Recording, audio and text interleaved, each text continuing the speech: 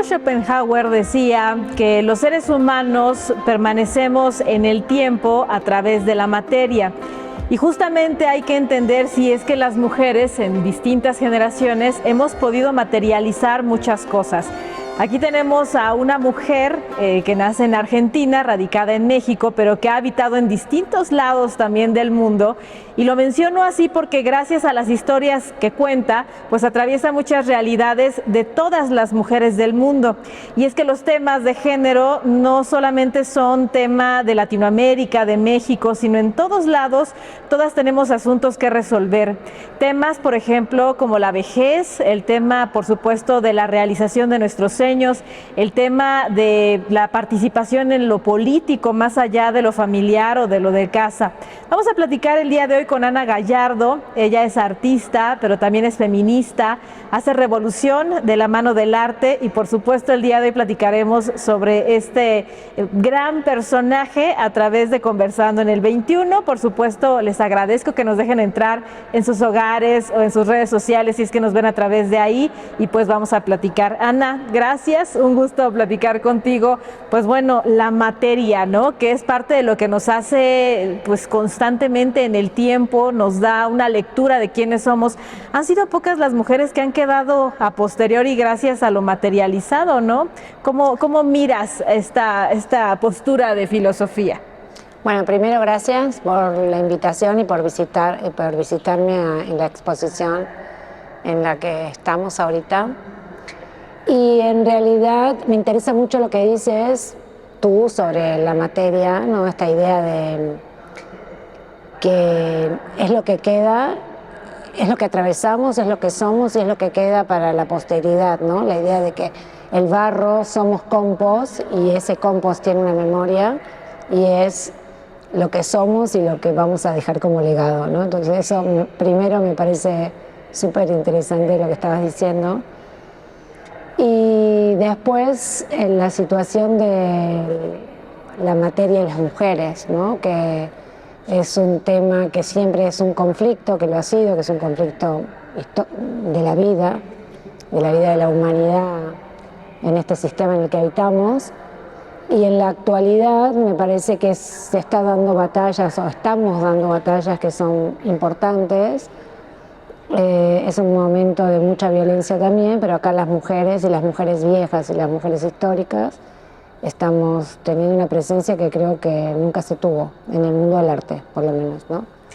Platícame sobre tu historia, porque inclusive en esta exposición nos encontramos en el Museo Universitario de Arte Contemporáneo, que se llama Tembló acá un delirio. Nos hablas, entramos e inmediatamente nos tenemos que poner unos audífonos para conocer de tu vida. Y conocemos de tu vida y de tu obra, pues de la mano de lo paralelo de una creación artística, porque también hay que saber que el mercado del arte pues ha estado constantemente plegado de los hombres, inclusive ha sido uno de los aspectos que se ha problematizado desde este recinto, desde el MUAC, y pues quisiera que el público conociera más de esta historia que pueden conocer sin duda a través de esta exposición.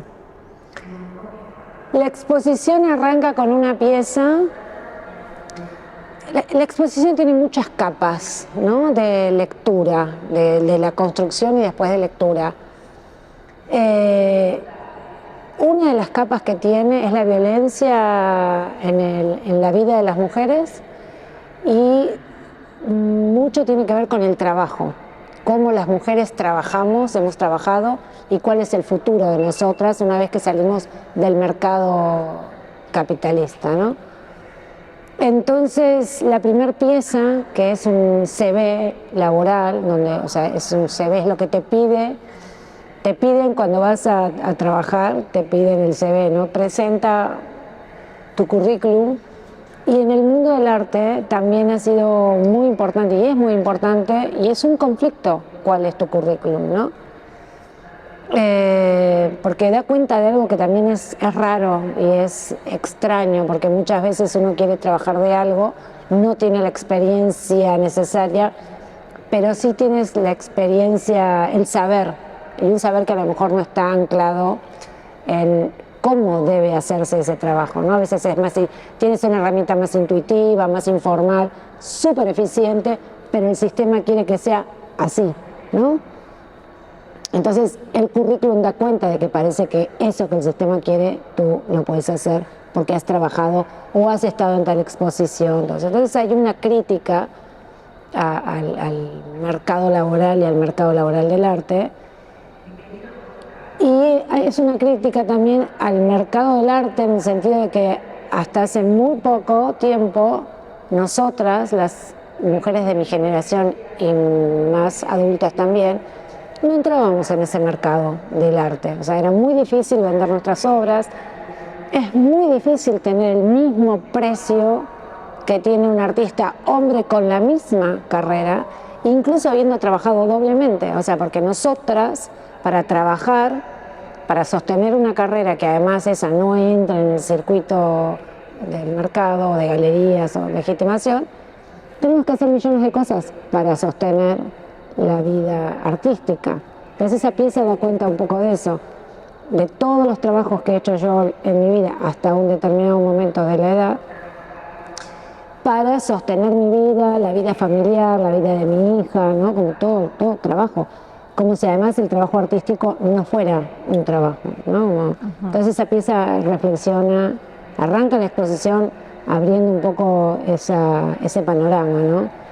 Tú creces en un horizonte de arte, ¿no? Entre la poesía, entre la pintura y también entre la libertad derivado de las circunstancias que te toca vivir en materia personal, y además una libertad que te tocó practicar y tocar desde muy pequeña, ¿no? Incluso desde antes que tú pudieras esperarlo. ¿Cómo se fue dando este paso por el arte, pero ya hacia una práctica personal, más allá de pues una cualidad de supervivencia? Porque en este CV encontramos que fue muy a posteriori, cuando ya pudiste vivir de ello, pero siempre había como este halo artístico que te tocó vivir y explorar. ¿Cómo lo descubres? En realidad ni siquiera es que vivo de la venta de mi obra, ¿no? Yo sigo trabajando y trabajo como artista que tiene un montón de recursos. El arte contemporáneo, que antes, hace 10 años, no hablábamos de honorarios de artistas, por ejemplo. Ahora existe en una lucha muy fuerte de artistas, sobre todo en Latinoamérica, que le hemos dado batalla a que los artistas en las instituciones o donde sea tenemos que cobrar un honorario. Eso ayuda un montón, que no necesariamente sea que una vende sus obras, ¿no? Igual, claramente, ahora vende un poco más. Y el proceso artístico siempre ha estado presente en mi vida, porque yo provengo de una familia, de una madre y un padre que fueron artistas. Entonces yo heredo ese conocimiento, y como mi madre se muere siendo yo muy pequeña y nunca viví con mi padre y viví muy poco tiempo en la adolescencia y después he vivido sola casi siempre, esa relación con el arte es heredada, y para mí es una construcción de una relación con estas dos personas, con mi padre y sobre todo con mi madre, ¿no? Soy argentina, vengo de una ciudad, Buenos Aires, que es una ciudad tremendamente psicoanalizada. El psicoanálisis es parte de mi sangre, o sea que todo lo paso mucho por ahí. Entonces arribo a la práctica artística a mediados de los 80, cuando puedo entender que quería hacer eso y que tenía que tomar una decisión vital después de la dictadura, pero eso no significa, y además no estudié en la prepa, o sea, como que la vida privada fue compleja, entonces solamente llegué al mundo del arte a través de un borde, que es lo que he practicado además toda la vida, los bordes. Y siempre he estado ahí, adentro, siempre he estado haciendo arte, simplemente que la realidad es la otra, tienes que salir a trabajar, tienes que hacer esto, pagar un alquiler, la manutención de las cosas. Y en ese borde en el que yo he habitado, y que de hecho he hecho casi una batalla para que además sea un espacio inclusivo para muchos artistas que hemos estado fuera o que no obedecen a las hegemonías de los statements del momento, no sé, que pudiéramos estar también habitando ese espacio, hace como una conjunción donde, bueno, el arte existe, pero existe todo. Existe el arte, existe la autogestión, existe los espacios independientes, el trabajar en la economía diaria, en el trabajo en relación de dependencia. Tú tuviste una diáspora, ¿no? Porque viajaste, saliste a Europa, regresas a Argentina, llegas a México, te vuelves a ir, regresas. O sea, fue un encuentro desde una edad muy temprana, inclusive una adolescencia, en donde a la par de que estabas buscando tu propia identidad, también me imagino buscabas un arraigo, ¿no? Físico para poder encontrarte. Y en ese espacio se encuentra una identidad tuya, muy personal y una manera muy particular de ver la vida, y la identidad se construye a través de cómo me asumo, cómo me asumen los otros y también los logros que yo he tenido. ¿Te recuerdas en esa época cómo te asumías y se parece a la Ana que vemos hoy? Sí, así se parece. Siempre pienso que, o sea, lo que dices es tan certero, ¿no? En realidad hay una cosa, una migración permanente desde mis 7 años, incluso antes, porque viviendo mis padres en Argentina, en Rosario, en un momento determinado mi padre me lleva con él a España pensando en que iban a regresar. Mi madre se queda en Argentina, en Rosario, con mi hermana más chica, y él decide que quería volver a ver si era posible volver a España y me lleva a mí para que mi madre no se quede con las dos. Y fue un viaje en barco además, porque en aquella época se viajaba en barco todavía, el avión era una excentricidad tremenda. Entonces viajamos en un barquito que era de Eugenio C, un mes. Entonces siempre tengo la sensación de que estoy como yendo a algún lado, o estaba yendo a algún lado, que era encontrar eso que nunca estuvo, ¿no? El lugar de pertenencia. Y ha sido un trabajo muy arduo para querer pertenecer al mundo del arte y a grupos afectivos, ¿viste? Como cómo construir eso que hoy entiendo es la familia elegida o la familia compuesta en esos bordes.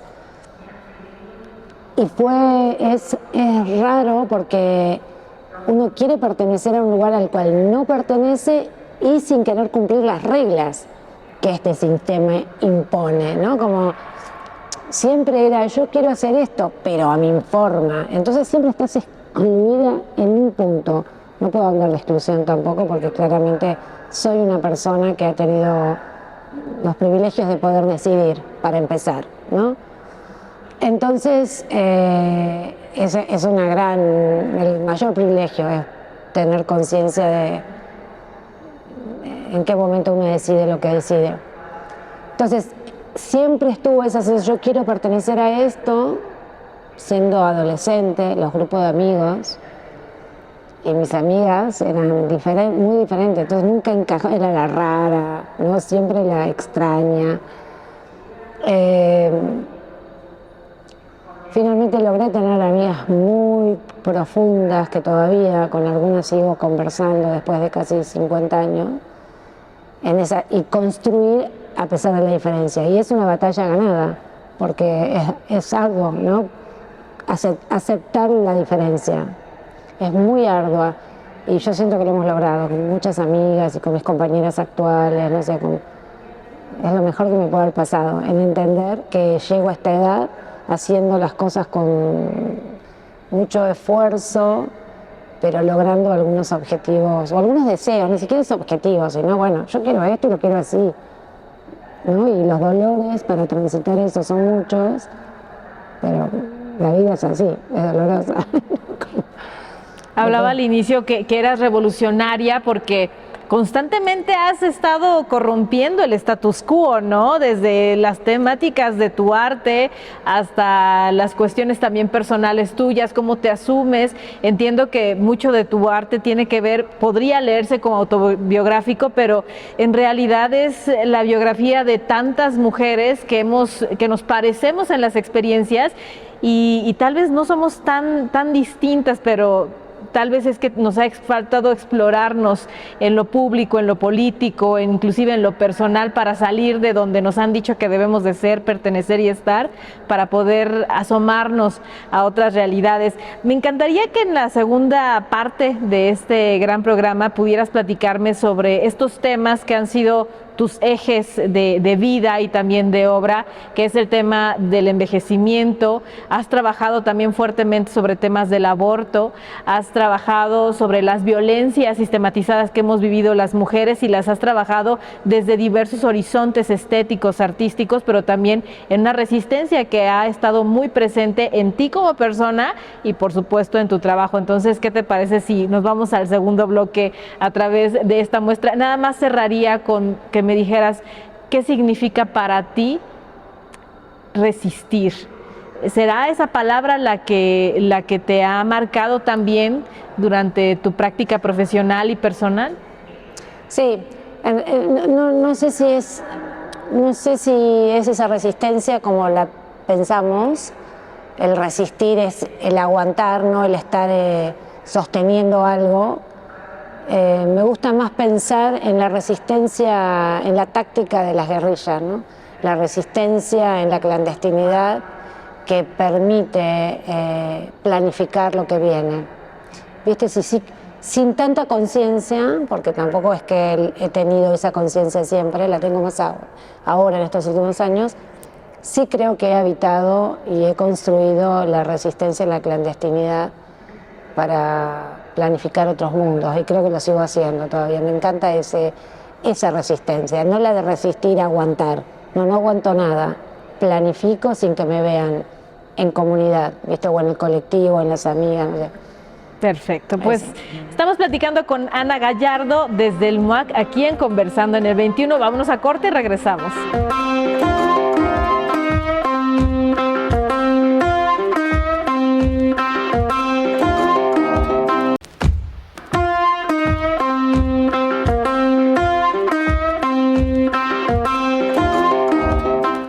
Regresamos, esto es Conversando en el 21, estamos platicando con Ana Gallardo y nos quedamos sobre los temas de los puntos que has trabajado constantemente. Y Ana, a mí me cambió la vida haber leído a Jorge Luis Borges con ficciones, y cuando leí El jardín de los senderos que se bifurcan, un cuento que se realizó en 1941. Y este cuento decía que creamos realidades infinitas a medida que las personas nos enfrentábamos a puntos de decisión. Es decir, yo lo leo con que todos los seres humanos, en el momento que estamos en una zona límite, en el momento de una bifurcación, decidir si nos vamos por la derecha o por la izquierda, entiéndase políticamente lo que significa también, nos enfrentamos a yos que ni siquiera conocemos y a resoluciones que tal vez no las habíamos considerado jamás. Inclusive podemos toparnos con quienes pensamos que no fuimos o que nunca hubiéramos sido, somos esas personas, y creo que es ahí donde se demuestra quiénes somos y la capacidad que tenemos cada uno para existir, resistir y para ser, ¿no? Hay quienes toman decisiones de acuerdo a lo iconoclasta que puede significar una sociedad muy hegemónica, con un miedo muy profundo que tenemos, muy introyectado también hacia el conformismo social, de me van a criticar si hago lo contrario a lo que dice el status quo, mejor me voy hacia este lugar. O bien, si terminamos tomando decisiones pues no gratas para el mundo, terminamos siendo villanos incluso de nuestra propia historia, si es que nuestro juicio parte desde lo iconoclasta también, desde lo rígido, ¿no? Tú te formas en una escuela de monjas y esto pues también determina un poco una manera de pensar, ¿no?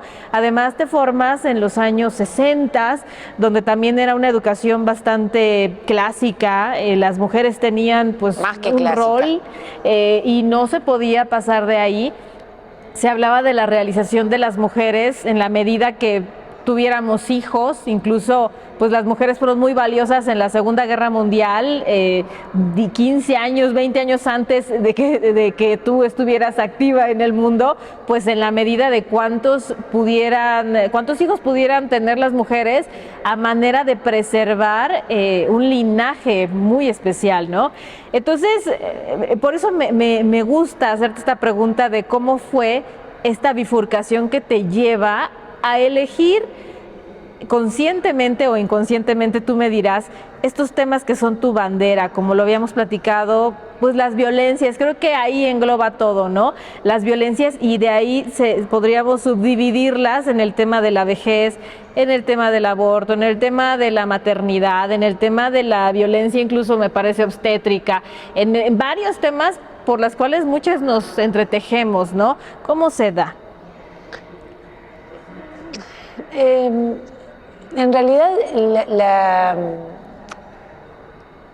la diferencia entre una vida y otra es que del colegio de monjas en España, que era un colegio franquista, de monjas franquistas, o sea, en la dictadura española, que no era más que clásico, ¿no? Era una cosa muy represiva, una religión muy dura, pero sin una formación realmente para las mujeres. A mí me enseñaban a hacer trufas de chocolate, ¿no? Como que ese era mi enseñanza, o a escribir con caligrafía, a escribir con tinta china caligrafía, una letra bonita. Pero la diferencia es que cuando vuelvo a vivir a Argentina, a vivir en Buenos Aires con mi padre no sabe qué hacer conmigo y con mi hermana. Entonces él nos deja una libertad absoluta, no se ocupaba, no sabía qué hacer, era un hombre de la contemporaneidad de los 70, mujeriego, poeta, un hombre del arte, también con muchas ganas con una vida súper glamorosa y bohemia. Y mi hermana y yo, que mi hermana es más chica, llegamos ahí ¿no? de una realidad totalmente represiva, violenta, a otro tipo de violencia, que era un señor que no sabía qué hacer con 2 niñas y que hacíamos lo que queríamos, sobre todo yo, porque mi hermana era más pequeña.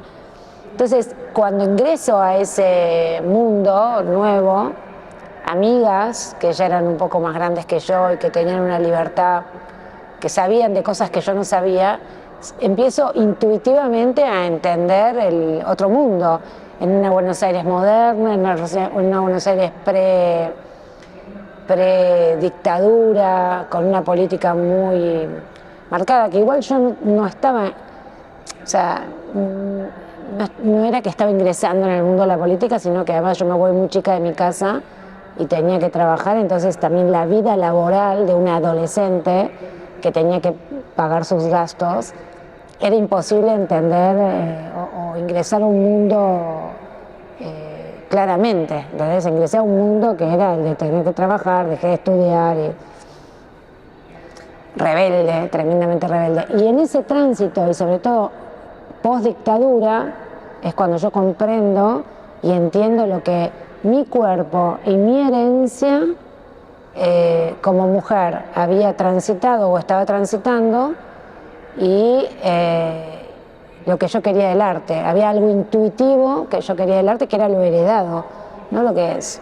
En el video, que hay un video en la muestra que habla, leo las cartas de mi madre, le escribía a mi padre en su noviazgo, y yo entiendo que ese deseo, ella le va diciendo lo que desea como mujer artista a ese hombre poeta que ella admira y del cual está enamorada, y lo que ella quiere es ser quiere ser una artista, quiere leer, quiere vivir la bohemia. No lo puede hacer por la misma educación que había recibido yo, ¿no? Pero heredo eso, heredo un mandato que es intuitivo, y lo aplico. Decido ser artista, ingresar con mis herramientas al mundo del arte, y decido aplicar mis conocimientos. Ahora sé que son conocimientos, en aquel momento era algo intuitivo. Yo quería una práctica artística militante, revolucionaria, que cambiara el mundo, que cambiara el mundo de las mujeres, sin saber exactamente qué significaba eso, ¿no? Y era mi propia vida, y la de mi madre, y la de todas mis tías y mujeres de esas generaciones, ¿no? esa para mí es como la decisión, que tú dices que se divide y yo siento que es una sola. Yo tengo una práctica artística que es biográfica, que lo ha sido siempre, que hablo de mí, de mi familia, que hablo de las mujeres, pero porque hablo de mí.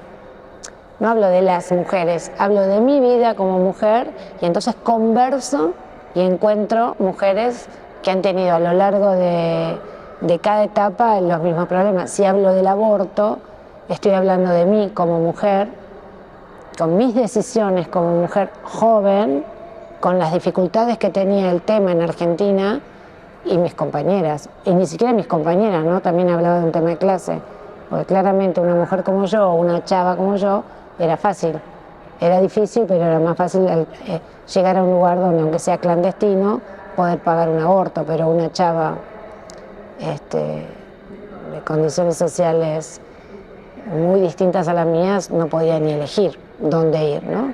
Entonces, pero primero tengo que hablar de mí. Entonces, todo el tiempo mi trabajo es biográfico, atraviesa situaciones propias y es una discusión con el mundo del arte, porque el mundo del arte tiene esas normas de, bueno,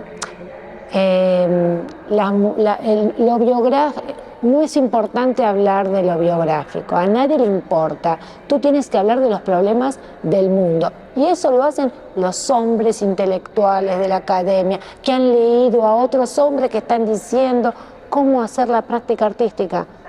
No, chiquitos, no lo vamos a hacer más a eso. Lo biográfico es muy importante, es tan político como lo no biográfico. Entonces, para mí ha sido una batalla muy ardua, interna, porque sí, yo he estado escuchando muchas veces voces de personas del mundo del arte que decían, curadores, que no, como la bajada de línea, no se puede hablar lo personal, a nadie le interesa, ve a hacer otra cosa, destruyendo a muchos artistas que estaban trabajando la menstruación. Ay, ¿a quién le importa? ¿Cómo a quién le importa? ¿No? ¿Cómo a quién le importa? Entonces, artistas tratando de modificar su práctica para entrar al sistema del arte.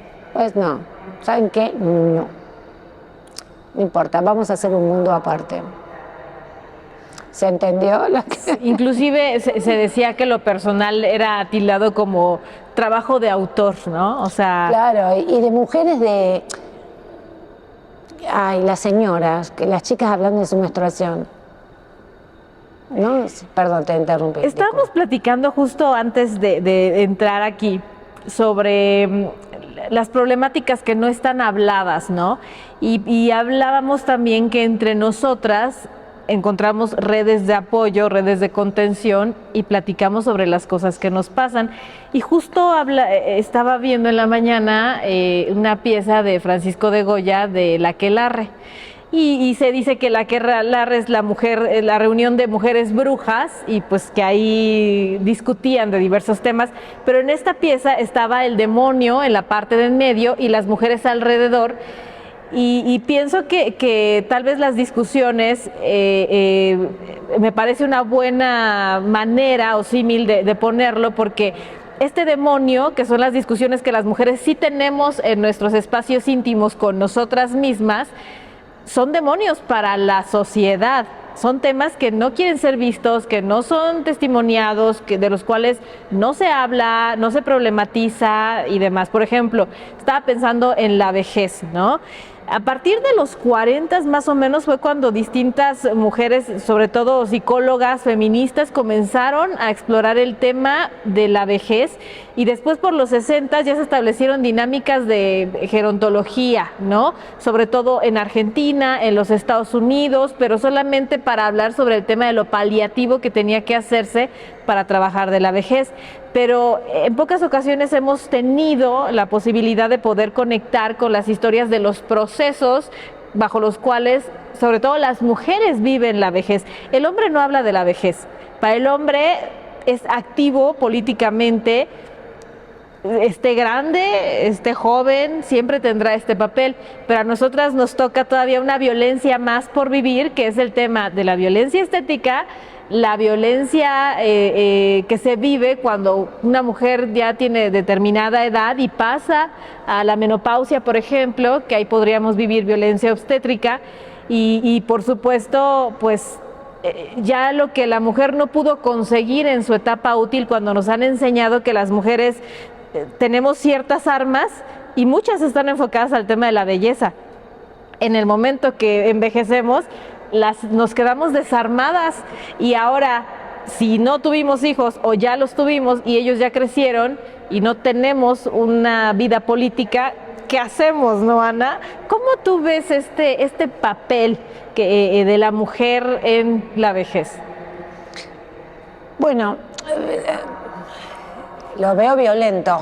O sea, siempre ha sido un tema, siempre he tratado el tema, primero reflexionando sobre de que en sí mismo envejecer es violento. Primero porque empezás a reflexionar sobre el tiempo que te queda. No sé, de golpe ves un día el horizonte, un horizonte cerca, siempre lo tenemos, pero hay un día que de golpe dices, ¿cuánto tiempo me queda? Útil, ¿no? Sana, con fuerza, tantos años. Y empezás a pensar, pero ¿yo qué hacía hace 15 años, no? ¿Cómo me pensaba que en 15 años iba a estar? Ese pensamiento, aunque uno trate de manejarlo amorosamente, con terapia, con lo que sea, es un pensamiento violento y doloroso. Y es violento no solamente por el tránsito nuestro como personas humanas en esta sociedad, sino porque hay una sociedad que condena a la vejez, nos condena, nos saca de circulación. Entonces es ferozmente violento porque además tenés que cargar con todo el dolor que implica el que no te miren, no ser más deseada, no ser escuchada, que a nadie le interese lo que haces, etcétera, etcétera, etcétera. Creo que este momento de la historia hay cambios, pequeños cambios, que están también dispuestos por el sistema. ¿No? Decís, qué felicidad de escuchar a las actrices de Hollywood todas quejándose de que ya no les dan papeles, no hay papeles para ellas, etcétera, etcétera. Pero vos las ves con sus pelos blancos y te das cuenta que antes de hacer ese video pasó por una peluquería que debe valer millones de pesos y está espumoso su pelo, tiene tratamientos faciales, digo, o sea, tampoco, es mentira. O sea, sí es verdad, le estamos dando batalla porque de eso antes no se hablaba públicamente y ahora lo hablemos públicamente, pero lo estamos hablando de una exigencia física y moral que es muy fuerte, porque esa señora tiene como la autoridad de venirnos a decir a nosotros, sociedad completa, que está divino menopausear, porque total, ahora podemos dejarnos el pelo blanco. No sé, pienso en Jane Fonda, ¿viste? Que ha hecho un culto de la belleza del cuerpo y te dice, no, porque la menopausia, ya no me tiño el pelo, pero tiene una cara, no tiene una arruga. Sigue habiendo una exigencia hacia nosotras que es feroz, ¿no? Feroz. Justo veía ayer en lo de la Bienal de Venecia de cine y veía los actores glamurosos, todos bajando de unos barcos preciosos, sesentones con sus anteojos. Y no había mujeres tampoco de 60. Casi todas las actrices que estaban concursando seguían siendo jóvenes, salvo la película de Almodóvar que tienen, ¿no? Las dos más grosas tienen esa edad más o menos, pero que no parecen la edad que tienen. Entonces hay algo que es violento que no se ve a una mujer vieja, no se nos ve. En el mundo del arte yo lo he peleado mucho y agradezco mucho al MUAC, a Amanda de la Garza y a Alejandra Labastida, porque con ellas conversamos mucho sobre la idea de que el mundo del arte está rescatando mujeres históricas, artistas invisibilizadas en periodos específicos. Pero resulta que las rescatan o muy viejas o al borde de morirse o ya muertas con su obra de los años de juventud, ¿no? No se ha rescatado, recién ahora Amanda, en todo caso, o el museo MUAC, para que no ponerlo en una persona, el museo me dijo a mí, obra contemporánea. O sea, no hace falta que sea una obra, una retrospectiva histórica. Entonces, estamos vivas, tenemos mucho por hacer, tenemos mucho por decir. O sea, ¿cuál es el rol de la vejez? O sea, un hombre viejo de 60, 70, no lo es viejo porque tiene hijos que le sigue dando el sistema, se va con su chavita joven y tienen otros hijos y siguen, oh, qué bien, ¿no? Y nosotras a la misma edad ya no le damos más hijos al patriarcado, entonces... Adiós. ¿No? Y adiós participación política, ¿no? También. Todo, sí, o sea, todo. Desapareció. Bueno, igual México ahora estuvo bien, ¿no? Porque tenemos la mayoría, o sea, hay un gobierno que es de mujeres, como muchas mujeres. La verdad que en la campaña yo viajé bastante sobre todo hacia el norte, había muchas candidatas mujeres. Sí. No quiero discutir de lo político, había candidatas, un hecho que para mí me parece súper importante. Es histórico, es histórico lo que estamos viviendo. Sí. Ana, ¿qué te parece si nos vamos a corte y regresamos para dialogar sobre lo que estamos viviendo en esta muestra? Una exposición muy profunda que habla de muchas mujeres, pero está enfocada también en los dolores y en los duelos que tenemos que hacer muchas de nosotras a lo largo de nuestra vida. Duelos desde lo más íntimo, duelos desde lo político, atravesadas por guerrillas en muchas ocasiones, por muchas cosas que políticamente sí nos tocan y a veces de las cuales no elegimos tampoco participar. Así es que vamos a un corte y regresamos. Esto es Conversando en el 21.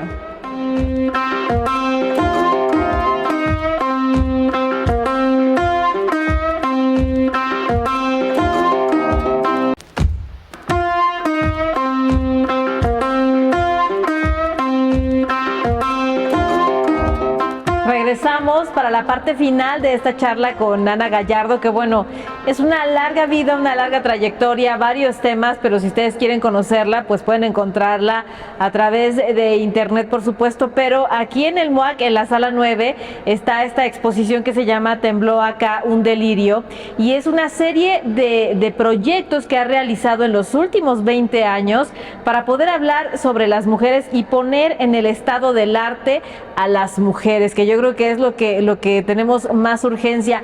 ¿Cómo desde tu momento como artista? Yo creo que he visto varios episodios donde las mujeres han sido retratadas, pero retratadas desde la mística, por ejemplo, patriarcal, ¿no? Desde, no sé, a lo mejor que una mujer en su belleza con las arrugas, pero no lo que esa mujer está sintiendo como un sujeto activo, ¿no? Tomador de decisiones, sino se le ve como este objeto que puede ser apreciado, que puede ser valioso estéticamente, pero nada más, ¿no?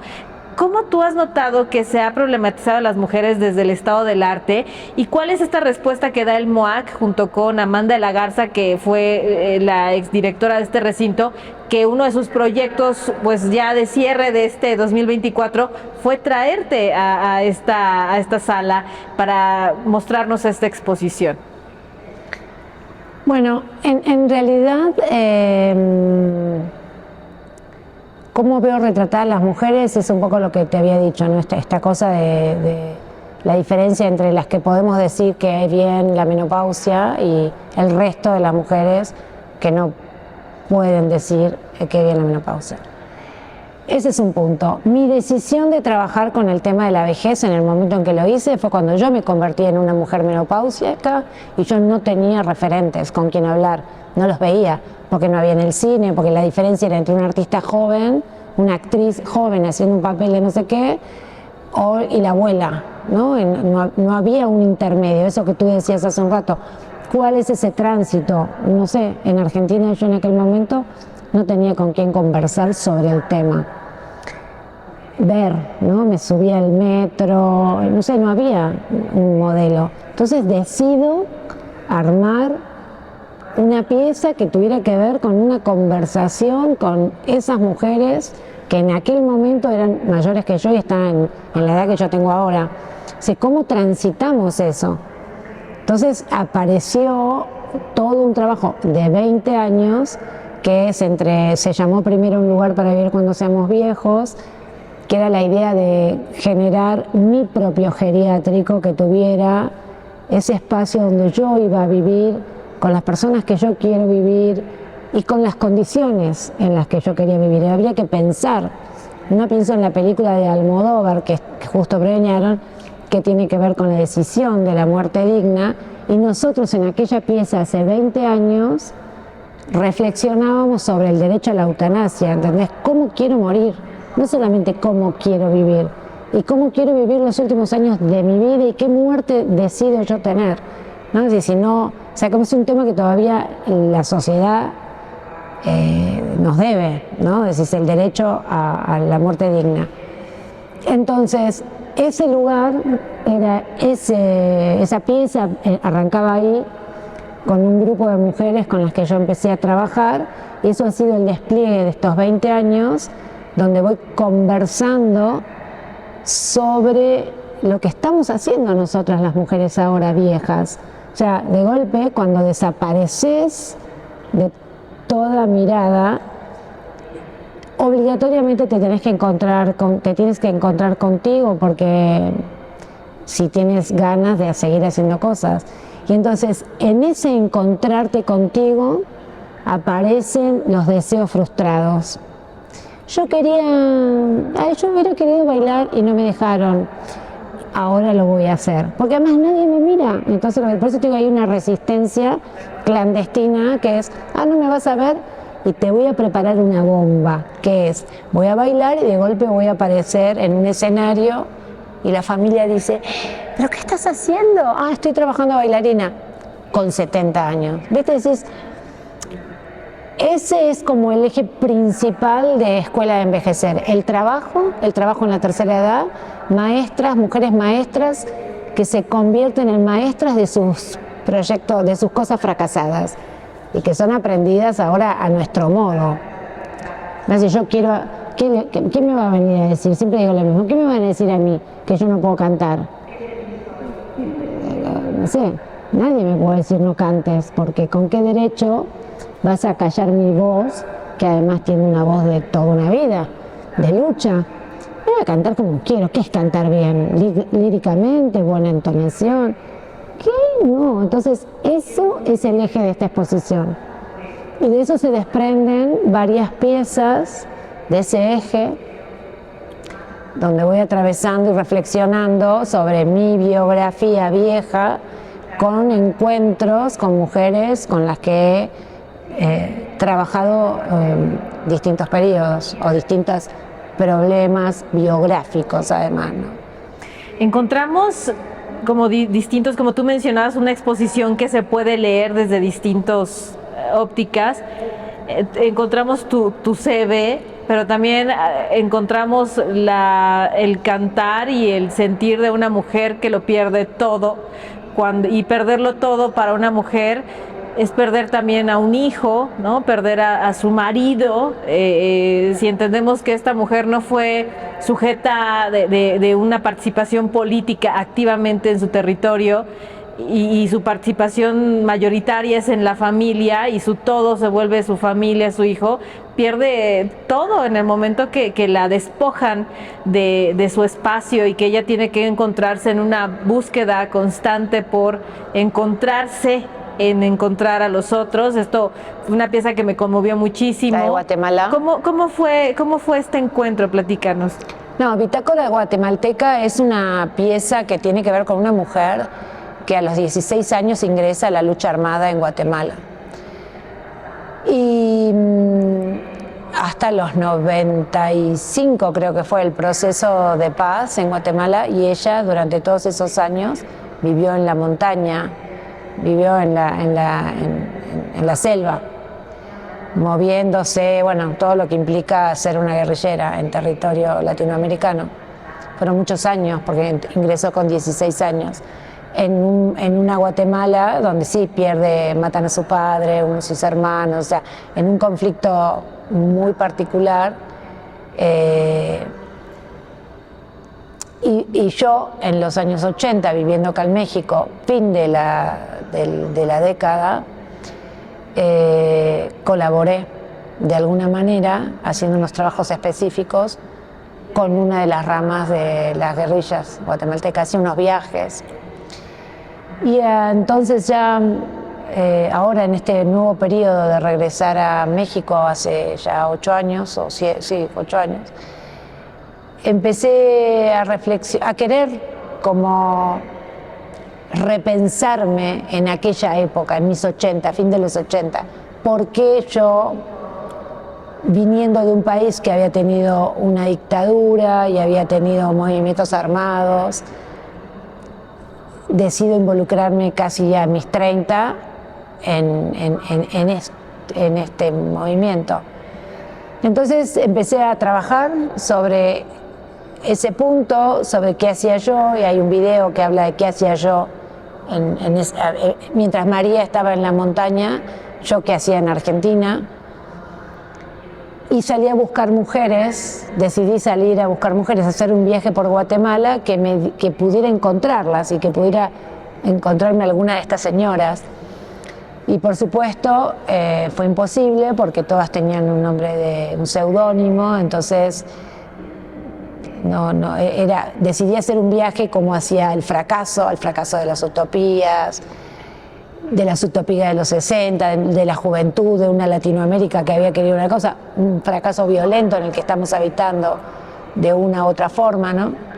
Y de golpe me presentaron a María Uz y me dijeron, mira, esta es una señora que tiene una hija que tiene el nombre el seudónimo de su compañera desaparecida, y nos pusimos a conversar, a charlar y decidimos trabajar juntas. Ella tenía muchas ganas de hacer cosas en el mundo del arte, tenía una frustración porque había hecho intentos y la habían también como maltratado un poco.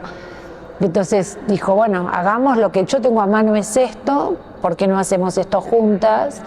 Y lo primero que hicimos fue un viaje por Guatemala recorriendo como un mapa que era su mapa emocional y de vida, y al que yo me iba sumando con una memoria abstracta, ¿no? De mi mapa, porque cuando yo viajaba no había ni siquiera celular, o sea, tenías un mapita de papel donde podías anotar, ni siquiera podías anotar una cruz. Entonces había algo que era muy abstracto de una memoria que además estuvo callada, no sé yo.